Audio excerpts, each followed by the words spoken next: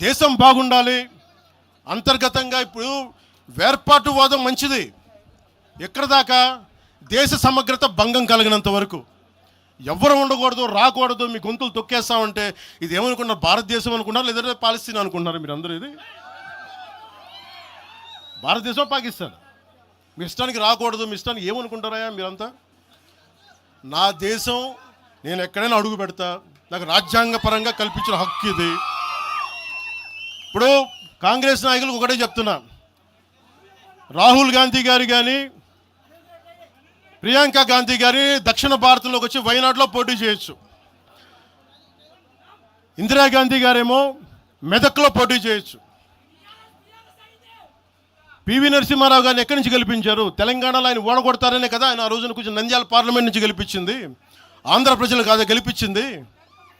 అప్పుడు ఆ రోజు తెలంగాణ నాయకుడిని చూసారా, మన నాయకుడిని చూసారా? ఆ రోజున ఏం బెదిరిస్తారా మీరందరూ కూర్చోబెట్టి? కాంగ్రెస్, మీరు చెప్పే వైసీపీ కాంగ్రెస్ నాయకులు, నేను దగ్గరుంటున్న మంగళగిరి దగ్గర ఇప్పటవలే గ్రామంలో కాంగ్రెస్ దిమ్మల్ని కూలిస్తే, మీ కాంగ్రెస్ దిమ్మలకి నేను కూర్చోబెట్టి ఆ రోజు మాట్లాడింది, నేను తిరిగి దిమ్మల్ని కూర్చోబెట్టి నిలబెట్టింది మేము, మీ కాంగ్రెస్ దిమ్మల్ని మీరు కూర్చోబెట్టి మమ్మల్ని గురించి మాట్లాడతారా? అసలు కాంగ్రెస్ పార్టీ అనే దానికి ఒక పద్ధతి ఉందా? మీరు ప్రాంతీయవాదమా?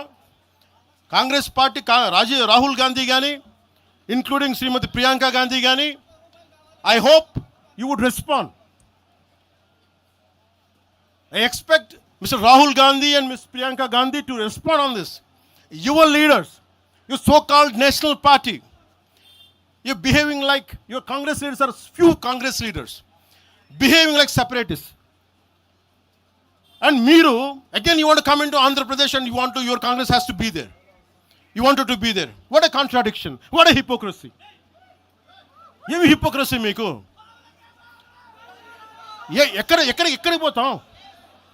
ఈ లెక్కలు అయితే అసలు భారతదేశంలో ఎవడైనా ప్రతి రాష్ట్రానికి వెళ్ళిన పాస్పోర్ట్లు తీసుకొని పోవాలా? ఎక్కడికి పోతున్నారు అందరూ కూర్చోబెట్టి? ఏం మాట్లాడతారంతా?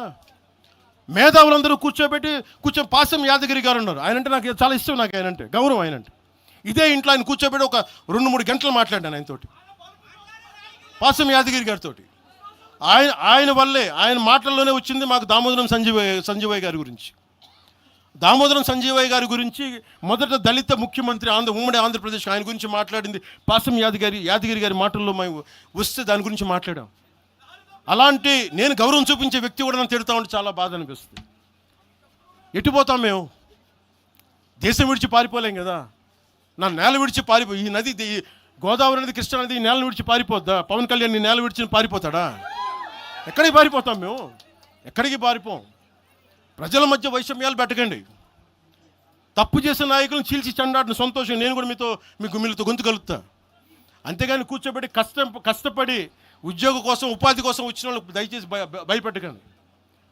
మేము ట్యాక్సులు కడతాం, దేశాన్ని ప్రేమిస్తాం, సమాజానికి అవసరమైతే మేము నిలబడతాం, ఎక్కడికి పారిపోలా.